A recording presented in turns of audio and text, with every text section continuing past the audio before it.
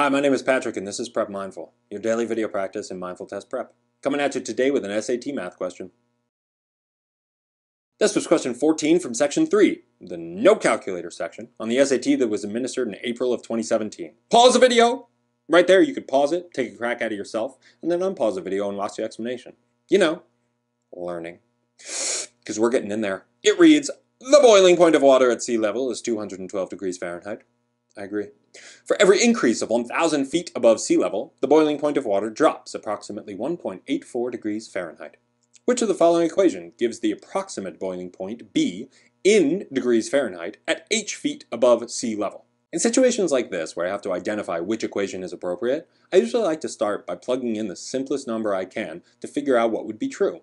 So, what if I am 0 feet above sea level? What would I know about the boiling point? Well, they already told me that it would be 212. So when h is 0, b has to equal 212.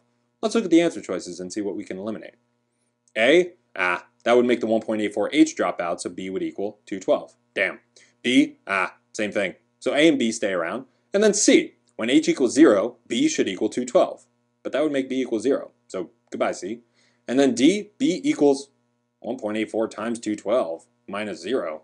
Well, whatever 1.84 times 212 is, it's not 212. So the answer isn't D. Now we're down to A and B, and the only difference is this coefficient on the h terms.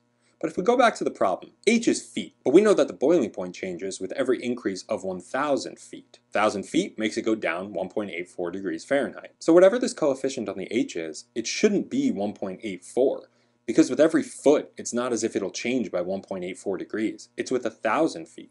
And you could even check that yourself. We know that when h equals 1,000, the boiling point should be 1.84 degrees lower.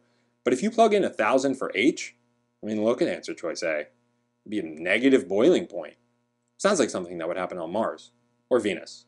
I'm not sure how their atmospheres work. In any case, that subtle distinction between being given information about a change of 1,000 feet and then having to construct an equation just in terms of feet meant that we were liable to make an error if we didn't pause and take a second to think through it. So the answer was B.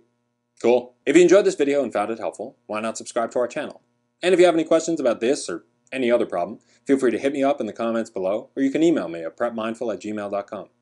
In the meantime, my name is Patrick, and this has been Prep Mindful.